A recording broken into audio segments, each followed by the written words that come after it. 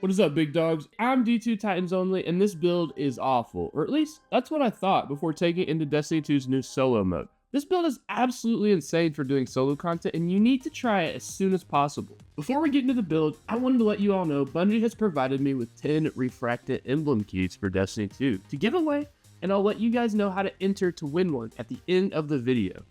Alright, back to the build. If you guys take a look at the screen, there are hammers and flames flying literally everywhere. But it's really hard to get this all going unless you're doing solo content or just playing with new players because it requires you to be the person clearing insane amounts of ads.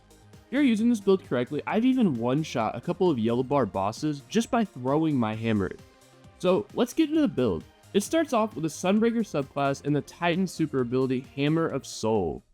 Hammer of Soul is going to summon a flaming hammer and let us wreak destruction down upon our enemies. Essentially, we get to send flaming missiles at everyone.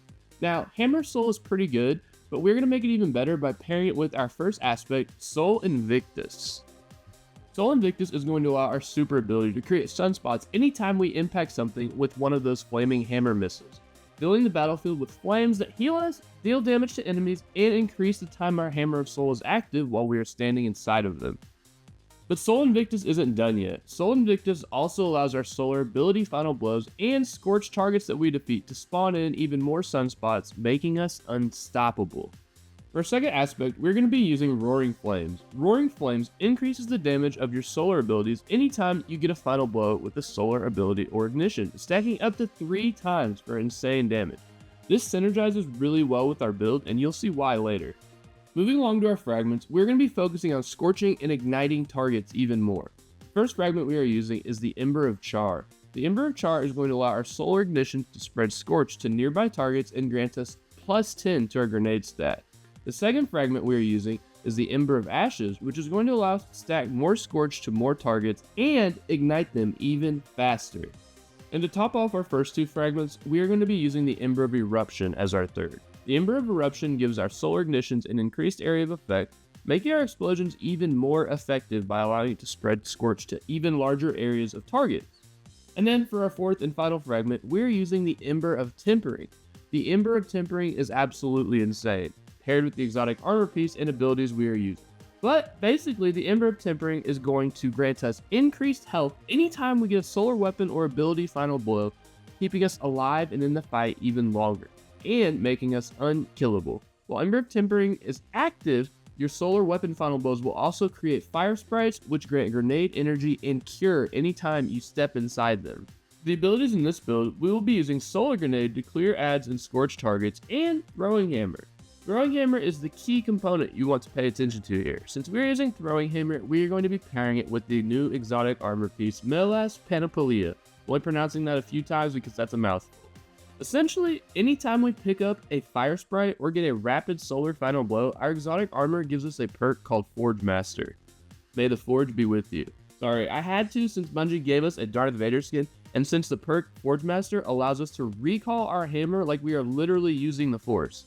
Anyway, Forge Master also has an ability called Perfect Recall that allows you to create huge explosions around your hammer as you recall it. But you have to time it perfectly, otherwise it just recalls your hammer normally, which is less exciting. Anyway, I took some time to figure out how to perfect recall the hammer. So if you haven't figured it out yet, check out the tutorial at the end of this video. Alright, back to the build. If you time your perfect recall correctly or collect fire sprites, your Forge Master timer extends and you can basically have it up infinitely, which pairs really well with Roaring Flames and Ember of Tempering, allowing us to stack damage and health regeneration. I've actually one-shot a couple of yellow bars with the melee ability after stacking it.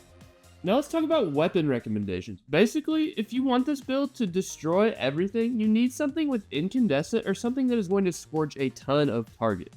My recommendations for destroying everything are Sunshot, Polaris Lance, or the Agate. All of these weapons fit into the champion mods for this season, and they all do a ton of damage, scorch a ton of targets, and mesh really well with this build. For your heavy and primary slots, just run weapons that you like or something that helps you deal with champions in harder content.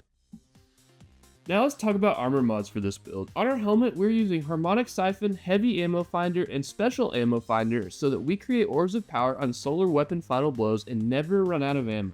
For For the gauntlets, I opted into running firepower and heavy-handed and impact induction, so that anytime we get a grenade or empowered melee final blow, we create an orb of power, and anytime we cause damage with our powered melee, we get grenade energy back.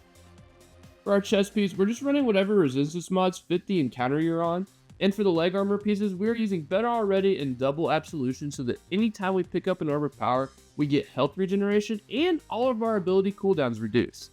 And last but not least, for our Titan mark, we opted into using Outreach and Double Reaper. Outreach grants melee cooldown anytime we use our class ability, and Reaper will reduce all of our abilities anytime we use our class ability, allowing us to cycle our abilities and keep us in the fight even longer. Moving along to our artifact mods in this build, I opted into running anti-barrier scout rifles and pulse, unstoppable sidearms and hand cannon, and overload rapid fire to deal with champions.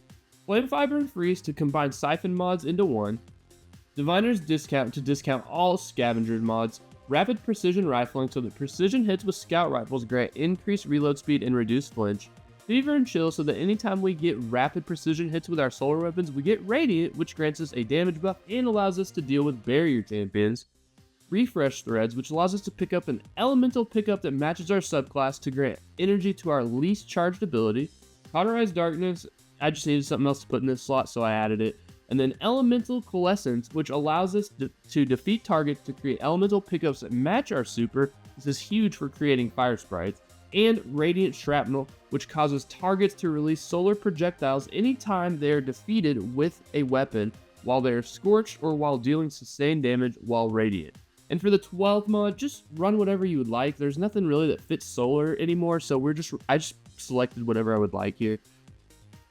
Thanks for making it this long, guys. If you'd like to be entered to win one of the 10 refraction emblems, just comment #emblem and your favorite thing about Destiny 2's Edge of Fate in the comments. This could be lore related, build related, or even Destiny fashion related. And after you've done that, message me on Discord, Twitter, or X with your YouTube name and comment, and I'll have my info listed in the description below to make it easy for you guys. But once this video's been out for a few days, I'll randomly select winners and reach out. Thanks for watching, and as always, peace! Alright guys, this is a quick tutorial on how to use the Melas Panoplia. Yeah, I have no idea how to pronounce that, but this is a quick tutorial on how to actually proc the perfect recall and use Forge Hammer correctly. So, what you do is first you gotta get Forge Hammer, which you can get by rapid final blows with solar weapons, or you can walk over this, and you'll see I have Forge Hammer in my bottom right. Walking over your fire sprite, that is. So, once you have Forge Hammer, all you have to do is throw your hammer at a target. Wait for a second, listen for a sound. It'll make a little dink, and it'll light up, and then you call it back, and then the explosion will happen. I'll do it one more time, a couple more times here. Oh, that's not what I wanted, but here we go. I guess our Forge Hammer ran out, so. We're back, we've got Forge Master, we ran over our fire sprite, we're gonna use it again. Boom. And anytime you cycle this ability and use the perfect recall, it keeps your cooldown going. So this is really, really strong, and it's going to be great for in-game content, especially if you're a solo player, because it requires you to get a lot of kills to proc it. So if your teammates are taking those kills, then it's not going to be as good. But it's definitely going to be great for soloing things. And that's how you use the new Titan Exotic Melas Panoplia. No idea how to pronounce that, and Forge Master.